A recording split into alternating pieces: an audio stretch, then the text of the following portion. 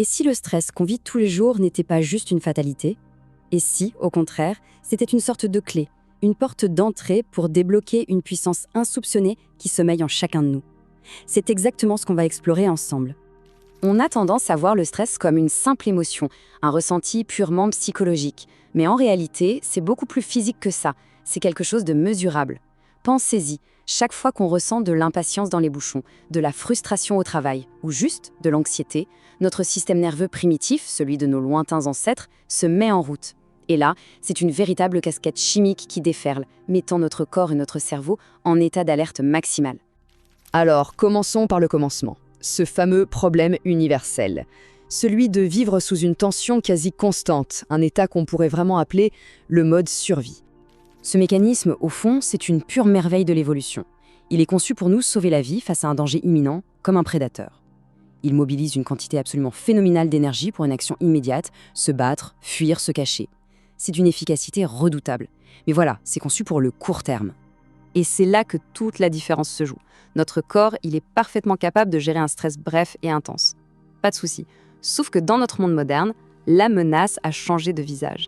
Ce n'est plus un tigre à dents de sabre, c'est le trafic, les factures, les emails qui s'accumulent. Le résultat? Ce système de survie, il est activé en permanence. Et quand un système d'urgence ne s'éteint jamais, eh bien le corps perd complètement son équilibre. C'est le début des pannes. Cet état de stress permanent, il a un nom. On l'appelle l'incohérence. Imaginez, le cœur, qui devrait battre comme un métronome bien réglé, se met à battre de façon désordonnée, arythmique. Et en même temps, le cerveau est littéralement bombardé de substances chimiques qui le forcent à se focaliser sur les menaces extérieures, créant des circuits de pensée complètement chaotiques. Quand le cerveau et le cœur ne sont plus synchronisés, c'est tout notre être qui devient incohérent, désordonné. Cette métaphore, elle est juste parfaite. C'est exactement ça. On brûle une quantité folle d'énergie, le moteur hurle, mais on n'avance pas vraiment. On épuise toutes nos réserves vitales pour rien, simplement parce qu'on est coincé dans le mauvais rapport de vitesse. Et si on pouvait apprendre à passer la seconde, la troisième, la quatrième vitesse?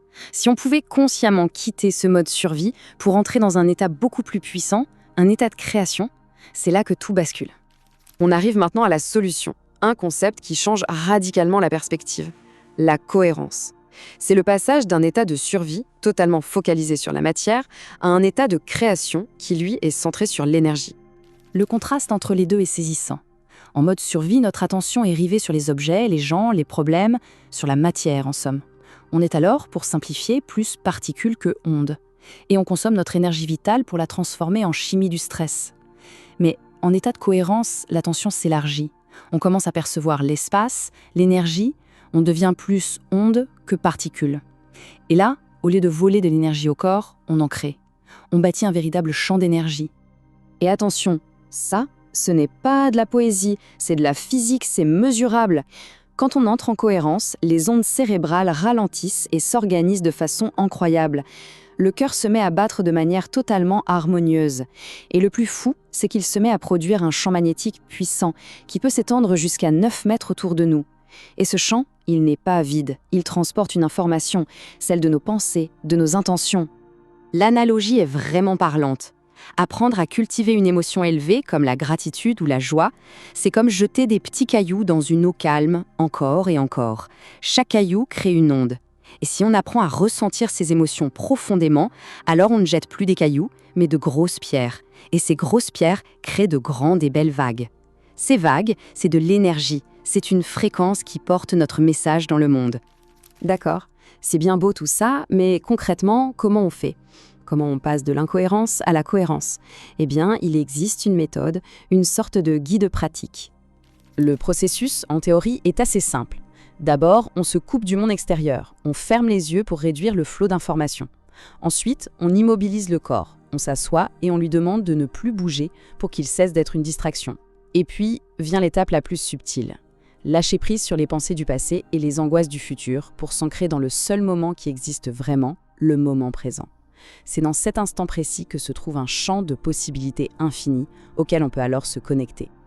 Ok, on peut parler de ressenti, de connexion à un champ de possibilités.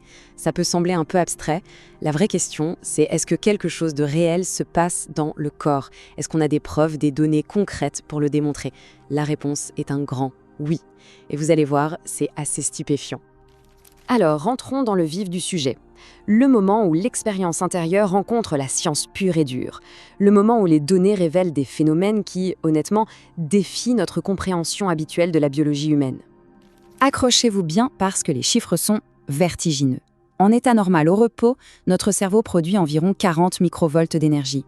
Mais lors de milliers d'électroencéphalogrammes réalisés sur des personnes en état de cohérence profonde, les résultats sont dingues. Des pics à 1 million, 2 millions et même jusqu'à 4 millions de microvolts.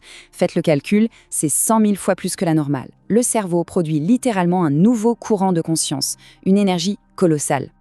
Forcément, face à une décharge d'énergie pareille, la première réaction des neuroscientifiques a été de dire « stop ». Cette personne est en train de faire une crise d'épilepsie. Logique. Sauf qu'en même temps, la personne en question avait des larmes de joie qui coulaient sur ses joues et un sourire immense. Ça ne collait pas vraiment avec l'image d'une crise. Il fallait une autre preuve pour trancher. Et la preuve, la voici. Le point crucial. Pendant que le cerveau déchargeait cette énergie phénoménale, le moniteur de fréquence cardiaque, lui, montrait que le cœur était dans un état de cohérence absolument parfait. On pourrait même dire qu'il était amoureux de l'expérience. S'il y avait eu une crise, le cœur aurait été en panique, en incohérence totale. Là, c'était tout l'inverse. Il était dans un état de bien-être, de félicité absolue. Et les conséquences de cet état vont bien au-delà d'une simple sensation de bien-être. On parle de phénomènes documentés qui sont tout simplement extraordinaires. Des guérisons spontanées, des personnes atteintes de sclérose en plaques qui se lèvent de leur fauteuil, des maladies chroniques qui régressent. Les gens décrivent des expériences intérieures si vives et réelles qu'ils les comparent à des films en IMAX. Dans ces moments-là, c'est la biologie elle-même qui se réécrit. L'expérience enrichit le cerveau, elle crée une émotion nouvelle et le corps obéit. D'ailleurs, cet effet n'est pas seulement individuel, il est aussi collectif. On appelle ça l'effet d'entraînement, souvent illustré par l'analogie des horloges de grand-père. L'expérience est fascinante. Si vous placez plusieurs horloges à balancier dans la même pièce, même si leurs rythmes sont différents au départ, elles finiront toutes par se synchroniser et battre à l'unisson. Eh bien, c'est la même chose dans un groupe. Quand une majorité de personnes atteint la cohérence, leur énergie est si forte que les quelques individus encore incohérents finissent par se synchroniser sur le rythme collectif. Il suffit de vivre une seule de ces expériences profondes pour que tout change. Après ça, impossible de revenir en arrière, de faire comme si de rien n'était. La personne sait alors, au plus profond de ses cellules, qu'une autre réalité est possible, que l'être humain est littéralement programmé pour atteindre ces états extraordinaires. Et tout ça nous amène à une question fondamentale, une question pour chacun de nous. Si on possède cette capacité innée de générer une telle énergie, de créer un champ d'information cohérent autour de soi et d'influencer la matière, alors la seule vraie limite est celle que l'on s'impose. Quelle réalité choisit-on de construire avec ce pouvoir incroyable ?